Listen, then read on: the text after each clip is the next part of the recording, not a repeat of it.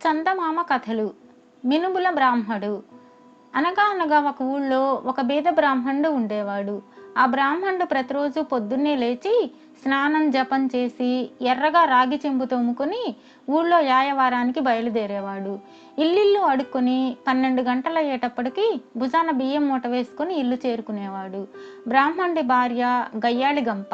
పొద్దస్తమానము భర్తను ఎందుకో ఒకందుకు వేధిస్తూనే ఉండేది. ఇలా కొంతకాలం జరిగేటప్పటికి ఏమైందంటే, రోజూ వచ్చే బ్రాహ్మణుడే కదా, ఇతనికి బియ్యం ఎందుకని ఆ ఊళ్ళో వాళ్ళు ఒకరిని చూచి ఒకరు అందరూ మినుములు బిచ్చం వేయడం ప్రారంభించారు. గతిలేని వారికి గంజే పానకం అన్నట్లుగా ఆ బ్రాహ్మణ దంపతులు మినుములే కుడుములు చేసుకుని తింటూ కాలక్షేపం చేసేవారు. ఒక రోజున ఆ బ్రాహ్మణుడు పెళ్ళానికి అరిసెలు తినాలని మనసైంది. మామూలుగా బ్రాహ్మణుడు యాయవారానికి బయలుదేరుతూ ఉండగా, ఏమండోయ్, ఇవాళ నాకు అరిసెలు తినాలని మనసైంది, కాబట్టి మినుములు మానేసి బియ్యం తీసుకురండి, లేకపోయారంటేనా అని గుడ్లురిమింది. సరేనని బ్రాహ్మణుడు ఊళ్ళోకి బయలుదేరాడు. అందరూ మినుములు వేసేవారే కానీ బియ్యం ఒక్కరూ వేయలేదు. ఏ ఒక్కళ్ళను కూడా బియ్యం వేయమని అడగలేక ఇంటి ముఖం పట్టాడు. బ్రాహ్మణుడు పెళ్ళాం తన మొగుడు ఎప్పుడు వస్తాడా, ఎప్పుడు అరిసెలు వండుకు తిందామా అని నోరూర్చుకుంటూ గంపెడాస్తో కూర్చుంది. ఇంతలో బ్రాహ్మణుడు మినుముల మూట పుచ్చుకొని ఇంటికి బయలుదేరాడు.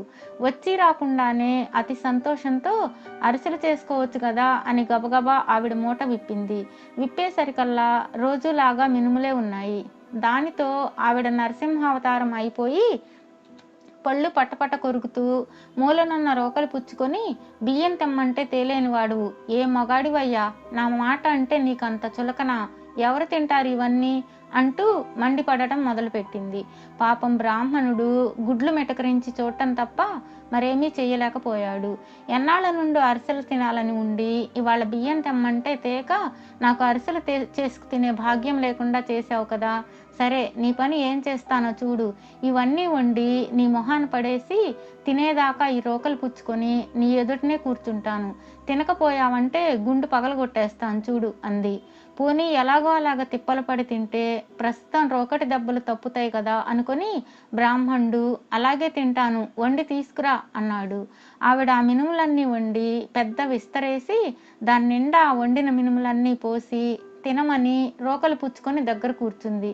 ఓరి దేవుడా, ఇవన్నీ తినడం ఎలా, నాది కడుపా చెరువా, ఇవన్నీ ఎక్కడ పట్టించను అనుకుంటూ గట్టిగా మాట్లాడితే రోకలితో పెళ్ళాం ఏం పెళ్లి చేస్తుందో అన్న భయం కొద్దీ బ్రాహ్మణుడు ఆ విస్తరి దగ్గర కూలబడి ఒక్కొక్క గింజే తినడం మొదలుపెట్టాడు. అలా సగం మినుములు తినేసరికి అయ్యగారికి గుడ్లెళ్ళకొచ్చాయి. ఒసేయ్, గొంతు దిగడం లేదు, మంచినీళ్లు తెద్దు అన్నాడు. నీళ్లు తేవడానికని రోకలి అక్కడ పడేసి ఆమె లోపలికి వెళ్ళింది. ఇదే సమయం అనుకుని బ్రాహ్మణుడు ఇల్లు వదిలి వెనక్కి తిరిగి చూడకుండా వీధి వెంట పడ్డాడు. పెళ్ళాం ఎక్కడ తరుముకుంటూ వస్తుందో అన్న భయం కొద్దీ బ్రాహ్మణుడు తన కాళ్ళు ఎలా ఈడ్చుకుపోతే అలా పరిగెత్తి చివరకు సాయంత్రం అయ్యేసరికి ఒక అడవిలోకి చేరుకున్నాడు.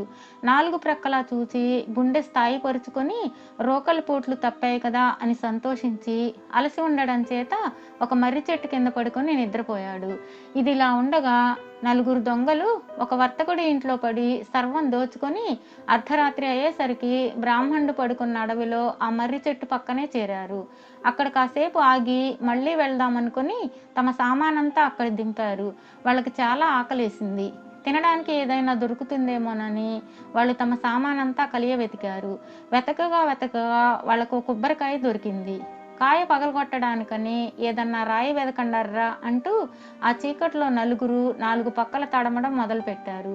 తడమగా ఒకడి చేతికి బ్రాహ్మణు గుండు నున్నగా తగిలింది.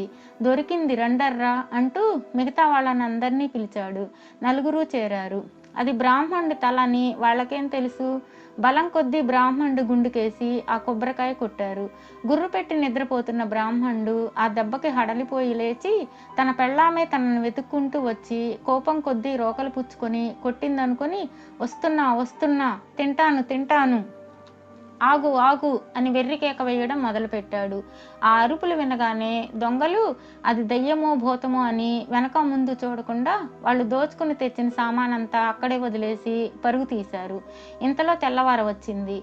బ్రాహ్మణుడు జరిగిందంతా తెలుసుకుని దొంగలు వదిలి వెళ్ళిన పెట్టెలన్నీ నిమ్మళంగా ఒకటొకటే తెరిచి చూశాడు. వాటిల్లో బోలెడని నగలు నాణాలు ఉన్నాయి. భలే అదృష్టం, గుండు చితికేలా దెబ్బతింటే తిన్నాను కానీ ఎంతటి అదృష్టం కలిసి వచ్చిందో అనుకున్నాడు. సరే, అవన్నీ పుచ్చుకొని ఇంటికి బయలుదేరాడు. ఇక అక్కడే ఇంటి దగ్గర ఏమైందంటే, మంచినీళ్ళు తెద్దామని లోపలికి వెళ్ళి పట్టుకొచ్చేలోగా మొగుడు లేకపోయేసరికి, అమ్మ గడుసువాడా, ఎంత మోసం చేశావు, కానీ రాని, ఎప్పటికైనా రాకపోతావా, చూడు రాగానే నీ పని పట్టిస్తా అంటూ దుడ్డు కర్ర పుచ్చుకొని తలుపు వేసుకొని కూర్చుంది. మరి కాసేపటికి తలుపు అంటూ బ్రాహ్మణుడి ఇంటికొచ్చి దబదబా తలుపు బాదాడు. వచ్చావా, నీ పని అయిపోయింది, వస్తున్నా ఉండు అంటూ ఆవిడ దబాలన తలుపు తెరిచింది. తలుపు తెరవగానే బోలెడన్ని పెట్టెలు బేడలు సామాను చూసేసరికి ఆవిడ కోపం అంతా ఒక్కసారిగా సంతోషంగా మారిపోయింది. ఆనందంతో భర్తని లోపలికి ఆహ్వానించింది.